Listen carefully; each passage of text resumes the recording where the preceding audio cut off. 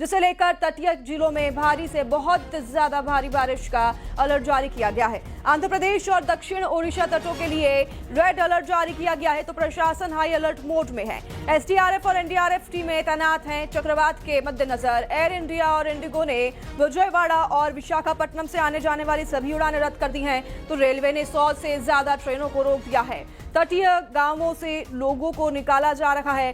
School college में राहत camp बनाए जा रहे हैं। समंदर में ऊंची लहरें लगातार उठ रही हैं और इसी के मद्देनजर अलर्ट जारी कर दिया गया है। लोगों को सुरक्षित स्थानों पर पहुंचने के लिए, सुरक्षित जगह पर जाने के लिए, कैंप में जाने के लिए भी आगाह कर दिया गया है।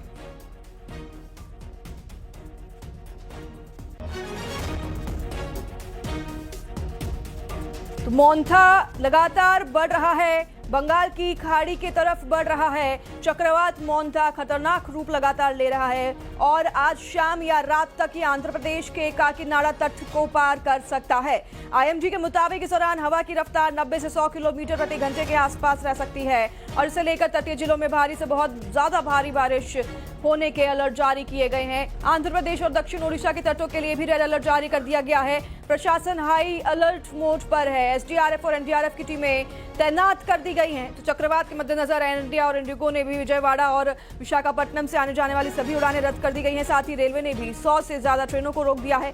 तटीय गांवों से लोगों को निकाला जा रहा है। स्कूल कॉलेज में राहत कैंप बनाए जा रहे हैं। समंदर में लगातार ऊंची लहरें भी उठ रही हैं।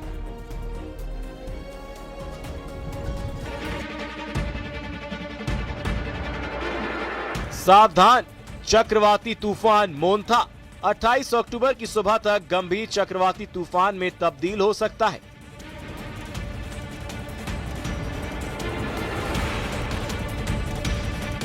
आईएमडी के मुताबिक साइक्लोन मोंथा 28 अक्टूबर की सुबह तक एक खतरनाक साइक्लोनिक तूफान में बदल सकता है।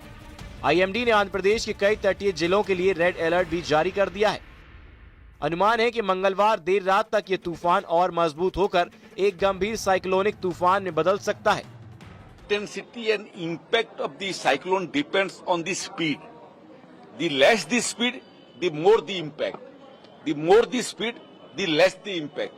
When it remains much time over the sea, it absorbs moisture from the sea, and as a result of which the movement goes into deeper impact in the affected area.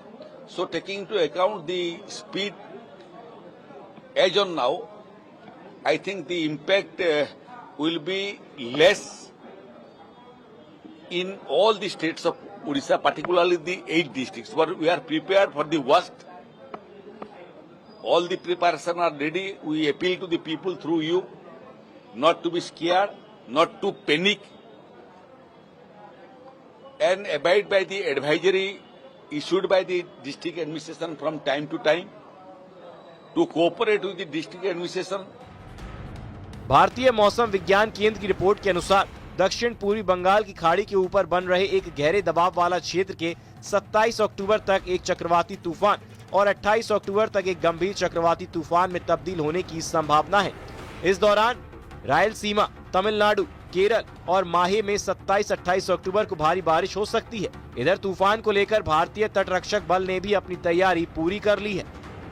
Today we had a review of the preparedness of the departments which are directly and indirectly connected with the work of disaster management, like the Water Resource Department, the Works Department, the Panchayati Raj Department, the RD Department, the Energy Department, the Health Department, the Animal and Husbandry Department, the Agriculture Department. So we had a review meeting of all such departments which has a role to play. Andhra Pradesh, Odisha और यानम के तटीय इलाकों में orange alert जारी किया गया है। मछुआरों को समंदर में जाने से मना किया गया है। तट के पास बड़ी लहरें उठ सकती हैं। जहां दक्षिण भारत में मोंथा तूफान का असर उत्तर भारत के राज्यों पर कम देखने को मिलेगा। हालांकि बंगाल की खाड़ी के ऊपर विकसित चक्रवाती सिस्टम के चलते उत्तर भारत में मौसम का मिजाज बदल सकता है।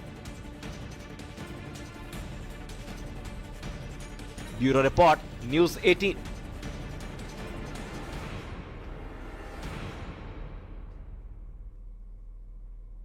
तो उधर मध्य प्रदेश में एक बार फिर से बारिश का दौर शुरू हो गया है। अरब सागर में बन रहे 2 एक्टिव सिस्टम की वजह से भोपाल, इंदौर, जबलपुर, ग्वालियर समेत कई जिलों में तेज बारिश हो रही है। अगले 4 दिन तक आंधी, बिजली और बारिश का सिलसिला जारी रह सकता है।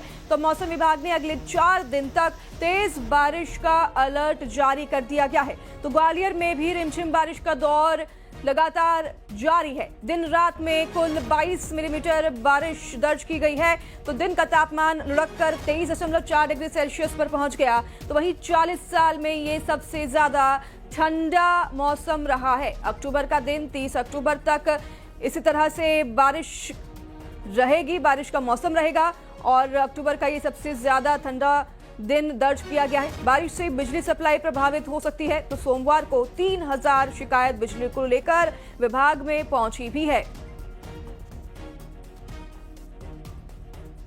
तो मोंथा चक्रवाती तूफान का असर मध्य प्रदेश में भी देखने को मिल रहा है। कई जिलों में 4 दिन तक बारिश होने का अलर्ट जारी किया गया है।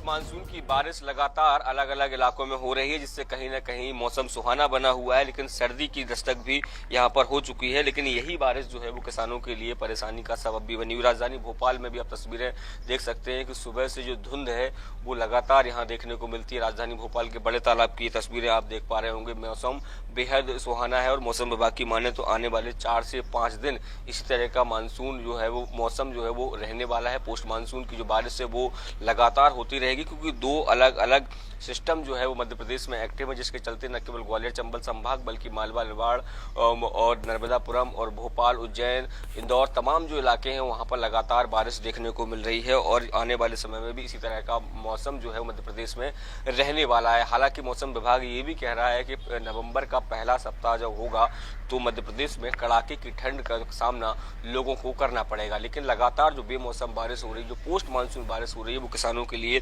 खासी परेशानी का सबब भी बनी हुई है, क्योंकि जिस तरीके से धान की और खासकर सोयाबीन की जो फसल है जो पूरी तरीके से पक्का तैयार खड़ी हो, तो ऐसे में जब खेतों में खड़ी फसल पर ये पानी बरस रहा है तो कहीं ना कहीं उनकी फसलें बर्बाद हो रही हैं। और मौसम विभाग की माने तो आने वाले 4 से 5 दिन मध्य प्रदेश में कुछ इसी तरह का मौसम रहने वाला है। कैमरामैन संगर के साथ शैलेंद्र सिंह, न्यूज़ 18 भोपाल। गुना में एक बीमार बच्चे को लेकर आ रही एम्बुलेंस म्याना अंडरब्रिज में पानी में फंस गई और स्थिति को देखते हुए मौके पर तुरंत 112 की टीम पहुंची। पुलिस टीम ने तत्परता दिखाते हुए एम्बुलेंस से बच्चे को सुरक्षित बाहर निकाला और इलाज के लिए आगे एम्बुलेंस को रवाना किया। बच्चे को भी आगे इलाज के लिए रवाना किया गया और उसे निकालने का प्रयास करने की कोशिश